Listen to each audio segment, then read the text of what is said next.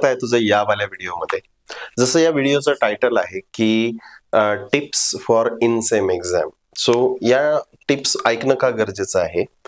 भरपूर वेळेस काय होतं की नवीनच इंजिनिअरिंग मध्ये आलेले असतात. पहिला जो महिना आहे तो इतका फास्ट निघून जातो आणि आपल्याला लक्षात येतं की इन सेम एक्झाम समोर आलेली आहे. ओके, आणि आपल्याला वाटतं की आपला काहीच अभ्यास झालेला नाही. इंजिनिअरिंग मेकॅनिक्सच्या बाबतीत तसंच घडतं. सो देअरफॉर इथं तुझ्यासाठी काही IMP टॉपिक्स दिलेले आहेत.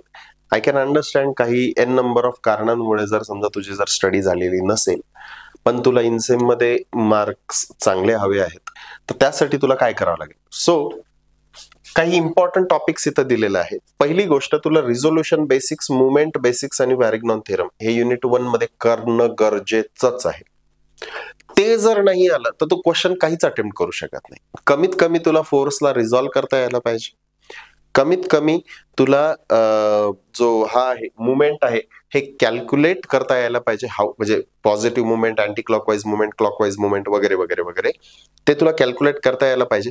आणि इफेक्टिव्हली व्हॅरिग्नॉन थेरम कसा वापरायचा ते जमलंच पाहिजे. कारण ते जमलं तर बाकीच्या क्वेश्चनला ऍटलिस्ट तू अटेम्प्ट तरी करू शकशील. ओके, सो हा वाला पार्ट महत्वाचा आहे. हा, याच्यामध्ये ट्रायंगल लॉ फक्त लिहायचं विसरलेलो आहे मी. ट्रायंगल लॉला सुद्धा एकदा व्यवस्थित करून घेशील. ओके, त्याच्यानंतर हा इथं आहे युनिट नंबर 2 आपला एवढावाला. या युनिट नंबर 2 मध्ये इथं बघ, तुम्ही तर डायरेक्टच नाव लिहिलेलं आहे, सेंट्रॉइड मोमेंट ऑफ इनर्शिया. आणि हे का सेंट्रॉइड मध्ये बेसिक जो फॉर्म्युला आहे A1 x1 plus A2 x2 plus A3 x3 divided by A1 plus A2 plus A3 एवढा जरी कळाला, त्याची नॉर्मल ट्रिक जरी कळाली तरी सेंट्रॉइड सुटतो. आणि एकदा सेंट्रॉइड सुटला तर मुवमेंट ऑफ इनर्शिया तर आरामात सुटतो. का? कारण पॅरलल ऍक्सिस थेरमच वापरायचा आहे याच्यामध्ये. लक्षात आलं? आणि जनरली एक्झाम मध्ये मुवमेंट ऑफ इनर्शियावरती तुला प्रॉब्लेम तर देतात, पण मुवमेंट ऑफ इनर्शियाचा सेंट्रॉइड काढणं खूप सोपं असतं. का? कारण ते प्रॉब्लेम देतानाच असा देतील कदाचित की त्याच्यामध्ये तुझा जो सेक्शन असेल हा सिमेट्रिक सेक्शन असेल. असिमेट्रिक सेक्शन यायचे किंवा अनसिमेट्रिक सेक्शन यायचे चान्सेस खूप कमी असतात मुवमेंट ऑफ इनर्शियाच्या प्रॉब्लेम्स वरती. सो तो एक महत्वाचा आहे. आणि राहिला प्रश्न फ्रिक्शनचा, तर फ्रिक्शन मध्ये ब्लॉक फ्रिक्शन, ब्लॉक पण कुठला असा हॉरिझॉन्टल याच्यावरचा नाही, तिरप्या याच्यावरचा. ओके, तो friction. Belt friction T1/T2 is equal to e raised to power mu beta, हा वाला बेल्ट फ्रिक्शन. आणि त्याच्यानंतर लॅडर फ्रिक्शन. हे 3 फ्रिक्शनच्या गोष्टी तुला जमणं गरजेचं आहे. एवढं जरी केलं तरी सुद्धा तुझा पेपर 15-20च्या जवळपास किंवा 20-22च्या जवळपास आरामात पोहोचू शकतो. ओके, हे तर झालं इम्पॉर्टंट टॉपिक्स जे तुला म्हणजे आता रिवाइज जर करायचं असेल किंवा तुझ्याकडे वेळ कमी उरलेला आहे तर कमीत कमी एवढे तरी टॉपिक तुला करायचे. आता खरं बोलायचं झालं तर सगळंच करणं गरजेचं आहे, पण वेळ नसेल, काही जेन्युइन इश्यू असेल तर त्याच्यामुळे हे तरी इम्पॉर्टंट केलेच पाहिजे. राहिला प्रश्न आता हा, तुझ्याकडे अशी कल्पना कर, आज आहे तू आणि त्याच्यानंतर तुझ्याकडे 3 दिवस बाकी आहेत आणि किंवा 2 दिवस बाकी आहेत आणि आता तुला एक्झामला अप्रोच करायचंय. हे इथं इम्पॉर्टंट टॉपिक्स आहेत. आता तुला या एक्झामला अप्रोच कसे करायचे? पहिली step, do not panic. Panic झालेला व्यक्ती, पॅनिक झालेला मुलगा मुलगी काहीही काम करू शकत नाही, कारण त्या पॅनिकिंग मध्येच तुमचा वेळ खूप जातो. याच्यामध्ये आणखीन एक शब्द मी ऍड करतो, ऑर ओव्हरथिंक. Over thinking. एक लक्षात राहू दे बॉस किंवा लेडी बॉस, ऍक्च्युअल प्रॉब्लेम हे आपल्या मनातच मोठे असतात, ते ऍक्च्युअल मध्ये तितके मोठे नसतात. ऍक्च्युअल मध्ये प्रॉब्लेमला जेव्हा डील करायचा असेल त्यावेळेस तो प्रॉब्लेम छोटा असतो, पण तू सुरुवात केली पाहिजे.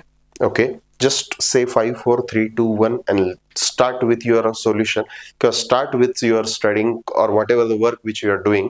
आणि तुला लक्षात येईल की ते खूप सोपं काम होतं, पण आपण उगीच टाळत होतो. सो फर्स्ट, मी फेल झालो तर काय होईल, हे झालं तर काय होईल, ते झालं तर काय होईल, काहीही विचार करायची गरज नाही. Just focus on your studies. विचार करण्यात वेळ घातल्यापेक्षा अभ्यास करण्यात वेळ घाल. पॉसिबिलिटी ही आहे की कदाचित होऊ शकेल. Second, basics complete. मी जसं तुला इथं सांगितलेलं होतं, तुला जर साइन थिटा कॉस थिटा येत नसेल, तुला जर राईट अँगल ट्रायंगल वरून थिटा कॅल्क्युलेट करता येत नसेल, साइन इनवर्स कॉस इनवर्स जमत नसेल, ब्रॅकेट देताना जर चुकत असशील, सिस्टमॅटिक जर जात नसेल, इन शॉर्ट, तर तू मेकॅनिक्स मध्ये कितीही भारी नॉलेज घे, याचं अल्टिमेटली तू चुकणारच. माझ्या नजरेत आता माझ्या एवढ्या वर्षाच्या career in case of engineering mechanics मध्ये कमीत कमी 50-60 मुलं आहेत ज्या मुलांनी एवढं सगळं केलेलं आहे पण तरी ते फेल झालेले. त्याचं कारण काय? Only because of simple silly mistakes. ब्रॅकेटच द्यायचा राहिला, डिवाइडच्या ऐवजी मल्टिप्लिकेशनच दिलं, हेच केलं तेच केलं, n number of things are there. So अशी कल्पना कर की 3 दिवस बाकी आहेत एक्झामला. पहिले 3 तास तू फक्त आणि फक्त sine theta, cos theta, triangle, त्याच्यानंतर perpendicular, offset, n number of जे काही बेसिक्स आहेत जे लागतायत आपल्याला या पूर्ण युनिटमध्ये, त्या बेसिक वर कमांड मिळालीच पाहिजे. तुझी कॅल्क्युलेटरवर कमांड यायलाच पाहिजे. पहिल्या 3 तासात कृपया ते काम कर. बाकी नको जाऊया रिझोल्युशन आणि कंपोजिशन वरती. पहिले कॅल्क्युलेटर आणि ब्रॅकेट्स कसे वापरायचे ते लक्षात यायला पाहिजे. सेकंड, मग जा रिझोल्युशन, मुवमेंट आणि वॅरिग्नॉन थेरम. पहिले 3 तास ते, त्याच्यानंतरचे 3 तास हे. 3 आणि 3 झाले किती? 6 तास. आता मग पुढचं वाच. आता तुला सगळं फटफट फटफट फटफट कळायला लागेल. पण जर समजा तू ते केलं नाही, कॅल्क्युलेटरचे बेसिक्स नीट केले नाही, रिझोल्युशन व्यवस्थित समजलं नाही, क्वाड्रंट सिस्टीम व्यवस्थित समजली नाही, तर तुला काहीही जमणार नाही. तिसरी गोष्ट जी मी मुलांची ऑब्झर्व केलेली आहे, सिस्टमॅटिक अप्रोच. समजा एखादा रिझल्टंट असा रिझल्टंट आहे, तर मुलं रिझॉल्व कसे करतात? काही रिझॉल्व कसे करतात? असं आणि असं. अरे ॲरो दे ना बाबा, ॲरो दे ना. ते ॲरो नाही दिले तर कळतच नाही आपल्याला पुढे चाललेलं काय आहे. असा रिझॉल्व जर समजा तू केला, हे असा, हे फक्त एक रॉड असा आणि एक रॉड असा, किंवा एक काडी अशी आणि एक काडी अशी, त्याच्यावरून नाही लक्षात येणार. कृपया करून, मेकॅनिक्स अवघड नाहीये, पण सिंपल गोष्टी मध्ये मध्ये मध्ये आपण सोडून देतो म्हणून त्रास आहे. You should be systematic. Summation of f of x is equal to rightward forces positive and leftward forces negative. हे लिहायला 1 सेकंद लागतो, पण यांनी आपल्याला सवय होते. एकाच टाइमला 2-4 गोष्टींचा विचार करणं म्हणजेच ओव्हर थिंकिंग करणं, पॅनिक होणं, हे त्याचेच लक्षण आहेत. एकाच टाइमला त्या पण प्रॉब्लेमचा विचार करायचा, याचा पण करायचा, त्याचा पण करायचा, म्हणून एकही गोष्टीवर फोकस राहत नाही. फोकस एका गोष्टीवर ठेव, 100% प्रॉब्लेम सॉल्व्ह होतो. So you should be systematic in that.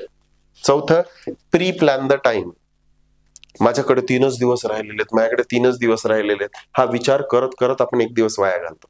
मग आता माझ्याकडे 2च दिवस राहिलेत, माझ्याकडे 2च दिवस राहिलेले आहेत. वेस्ट ऑफ टाइम आहे. माझ्याकडे किती दिवस राहिलेले? 3 दिवस राहिलेत. दुधेकर सरांनी सांगितलेलं आहे, पहिले 3 तास हे बेसिक, नंतरचे 3 तास हे, आणि त्याच्यानंतरचा टाइम जो आहे 12 तास आहे तुझ्या हातात. या 12 तासामध्ये इंजिनिअरिंग मेकॅनिक्स नवत्याचं होऊ शकतं, 100% होऊ शकतं, काहीच प्रॉब्लेम नाही. I have seen lot of students who can do that, who had done it. So you can also do it. Just you need to plan the time. मला कुठं वेळ आहे, मी काय केलं पाहिजे, आता काय केलं पाहिजे, नंतर काय केलं पाहिजे, या सगळ्या गोष्टी. And last is quality. You should only focus on quantity. मला सगळे प्रॉब्लेम सॉल्व्ह करायचे आहेत का घाणेरड्या पद्धतीने? नाही, मला थोडेच प्रॉब्लेम सॉल्व्ह करायचे, पण ॲक्युरेसी जी आहे ती ॲक्युरेसी बेस्ट यायला पाहिजे. ॲक्युरेसी कशाने बेस्ट येईल? फर्स्ट याने.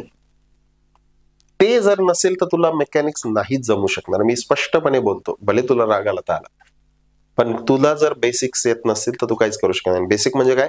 Calculator handling technique, sign theta, cos theta, algebraic गोष्टी, या सगळ्या.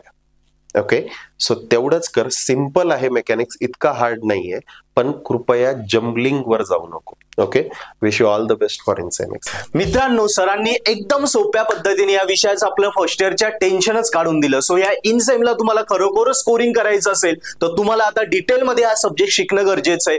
कमी वेळेत हा पूर्ण सब्जेक्ट डिटेलमध्ये शिकायचा असेल, तसेच फर्स्ट इयरचे तुमचे अदर पण सब्जेक्ट शिकायचे असतील पूर्णपणे आणि इनसेम स्कोरिंग करायची असेल, तर मित्रांनो तुम्हाला नक्कीच व्हिडिओ लेक्चरची मदत लागेल.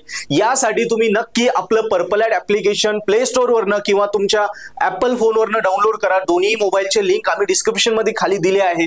सो त्यामध्ये मोबाईल मध्ये बघा, तुम्हाला अशा प्रकारे तुम्हाला व्ह्यू दिसेल. सो अशा प्रकारे व्ह्यू दिसल्यानंतर बघा, तुमचे कोर्सेस मध्ये गेले की तुम्हाला वेगवेगळे तुमचे फर्स्ट इयरचे सगळे सब्जेक्ट आहे, M1, M2, BEE, BXC, mechanics, PPS, सगळ्या विषयांचे इथे ग्राफिक, सगळ्या विषयांचे व्हिडिओ लेक्चर्स आहे. सो मित्रांनो, या व्हिडिओ लेक्चर सोबत तुम्हाला 5 बेनिफिट आम्ही दिले आहे.